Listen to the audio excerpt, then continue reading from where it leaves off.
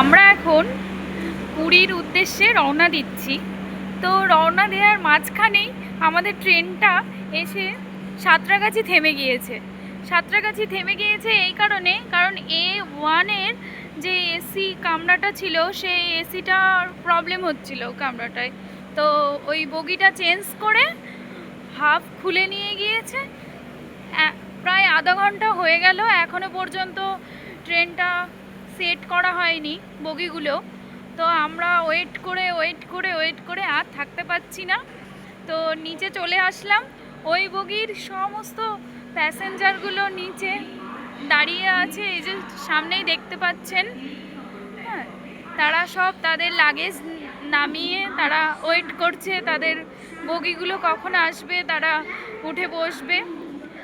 তো প্রায় 1.25 ঘন্টা মতন লেট হয়ে গেল। দেখা যাক পুরী কখন পৌঁছানো যায়। এই যে এটা খুলে নিয়ে গিয়েছে, সেট করার জন্য আসছে।